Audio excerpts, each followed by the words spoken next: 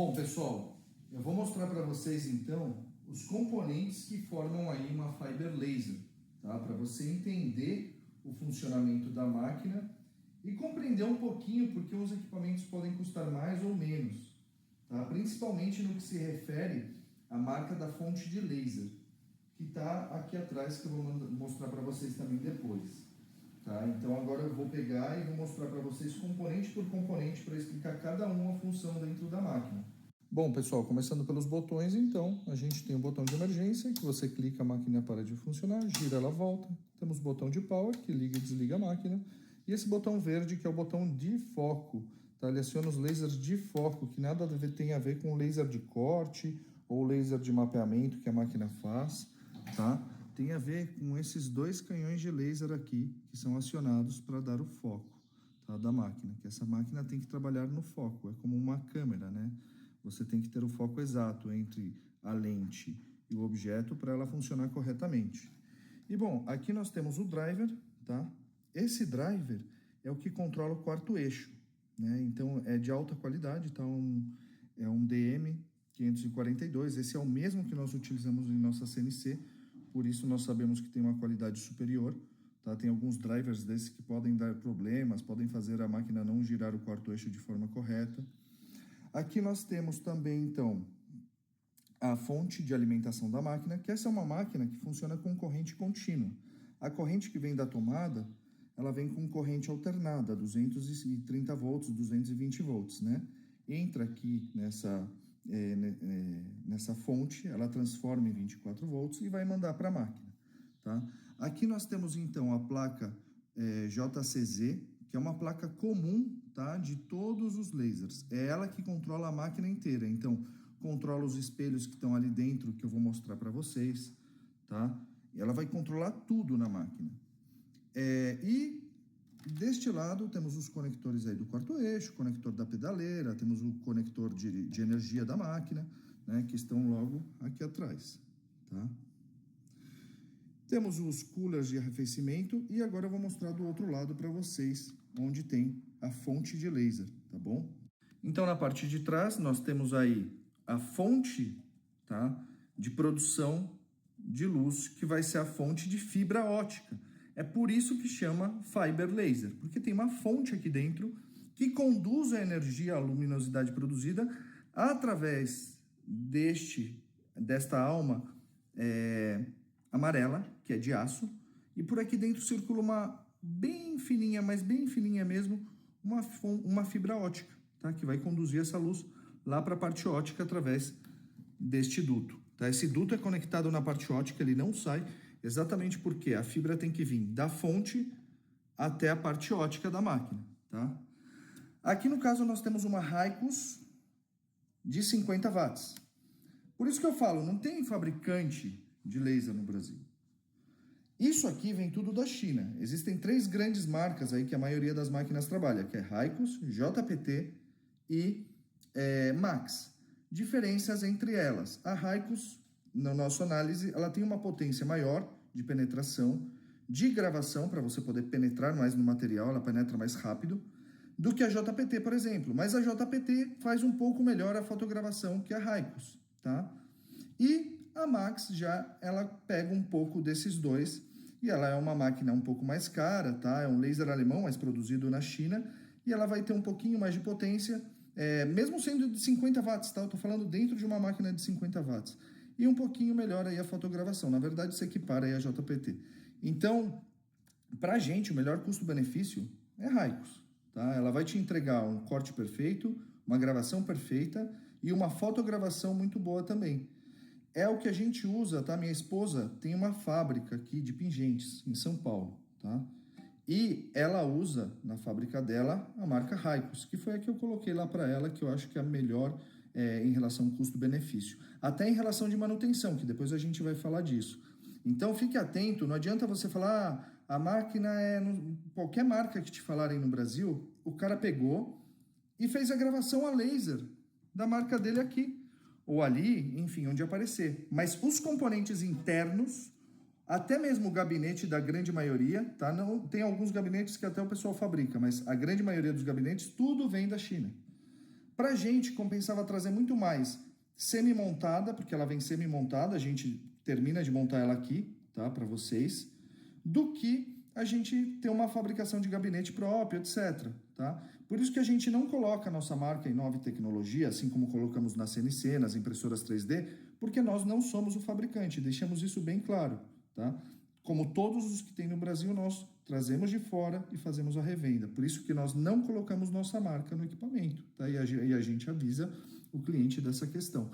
Então fiquem atentos à marca de Raikos, que tem gente por aí vendendo Raikos, que é o melhor custo-benefício, que é boa também, tá? Mas é um preço de Max.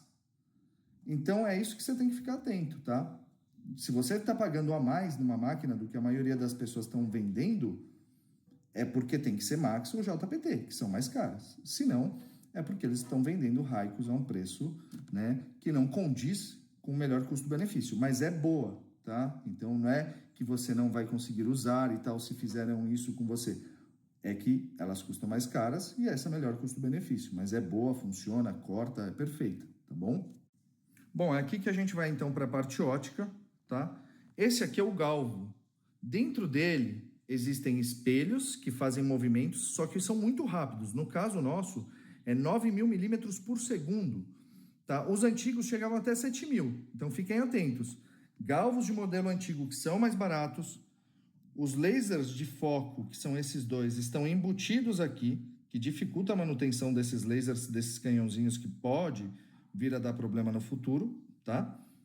Então, ele, além de dificultar, tá, a questão da manutenção, ele só tem 7.000 milímetros por segundo o movimento, tá? Ele é inferior, até a parte de refrigeração dele é inferior do que este galvo que a gente coloca nas nossas máquinas. Fora isso, temos a questão da lente, que depois eu vou explicar lente por lente, o porquê a lente tem que ser azul. É porque ela é antirreflexiva, para não danificar o equipamento quando o raio sai. Então, tem vários motivos por essa lente ser azul. Depois eu vou falar especificamente só de lentes para a gente compreender um pouco mais sobre o equipamento, tá?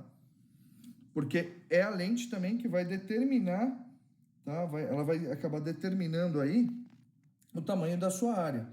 Mas mudando o tamanho da área, muda a potência também, mesmo o seu laser sendo de 50 watts. Bom, e agora vamos dentro do galvo. Mergulhando aqui dentro do galvo, a gente vai ver, ó, os espelhos, tá? Estes espelhos, pessoal, eles estão conectados a servomotores, que são esses dois caras que a gente vê aqui. Tem outro espelho aqui. São eles que captam a energia do túnel de luz, tá? Do laser que já foi gerado, reflete neles e a gente vai ter a projeção no objeto que está aqui embaixo. Bom, nossos espelhos, eles são revestidos com uma silicone especial, tá? Que dão essa coloração também. E esses espelhos têm uma alta durabilidade, coisas que é um diferencial já do nosso equipamento. Isso é para vocês entenderem como funciona um galvo por dentro. Esses espelhos duram muito, tá? A substituição deles é, assim, pelo menos do nosso equipamento, a durabilidade é mais alta, tá? Do que alguns componentes da máquina. Então, duram bastante. Mas podem ser substituídos caso quebre, caso qualquer acidente, enfim. E a lente azul protege os componentes que estão aqui dentro, para não dar reflexão, o raio do laser não voltar, tá? Entre outros que depois eu vou falar aí quando a gente falar só de lente. Observando nessa imagem, fica bem claro a distância focal em relação ao tamanho da área e potência. O vermelho representa mais potência. Então, quanto maior a distância focal, mais longe do vermelho a escala fica ali de cores, menos potência você vai ter no laser. Independente de ser um laser de 20 watts, 30 watts, 50 watts, 100 watts, obedece essa regra. Mas, quanto maior, tá, a distância focal, maior a sua área também, potência. Então, se nós colocarmos uma lente de 300 por 300 milímetros, que é uma área de 30 centímetros por 30 centímetros, em uma máquina de 30 watts, nós não conseguiremos nem gravar direito.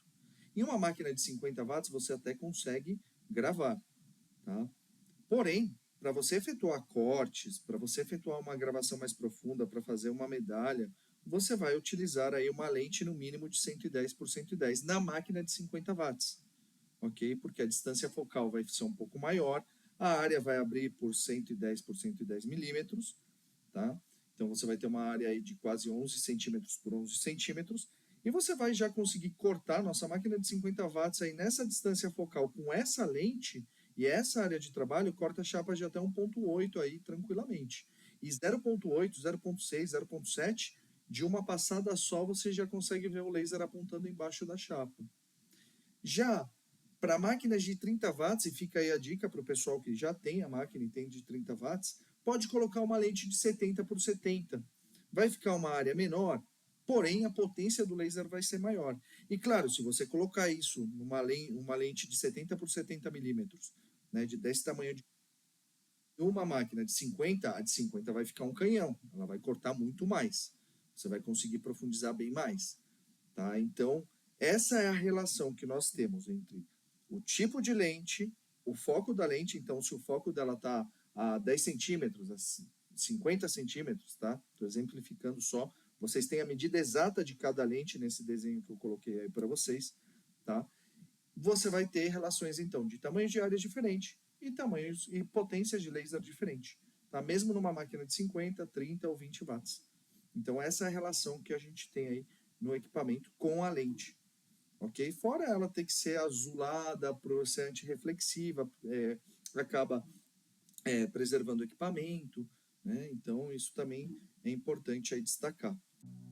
Bom, então isso aí foi tudo, pessoal. Eu espero que tenha ajudado aí a esclarecer algumas dúvidas sobre a tecnologia de Fiber Laser. Que esse vídeo também sirva para você conseguir fazer uma compra mais consciente, tendo noção do que você está comprando, para não ser ludibriado, por exemplo, pagando a mais por uma máquina que na verdade custa menos. Então é importante ter informação na hora da gente fazer um investimento. Então eu deixo vocês aí com alguns trabalhinhos aí que são feitos na Laser. E qualquer dúvida vocês podem entrar em contato aí ou pelo WhatsApp ou ligando no telefone que eu deixei aí para vocês. E também podem tirar dúvidas aí, esclarecimentos, enfim. Qualquer coisa que vocês precisarem, a gente está à disposição. Se vocês quiserem fazer uma reunião para ver o equipamento trabalhando ao vivo, para ver o equipamento fazendo o que você precisa, a gente vai lançando uma série de vídeos aí para vocês só sobre Fiber Laser, tá? Inclusive sobre produção, o que uma máquina dessas te oferece em termos de produção, sobre acabamento, sobre insumos, enfim, várias outras dúvidas que possam surgir aí sobre esse tema, tá bom? Então valeu, pessoal, é isso, obrigado.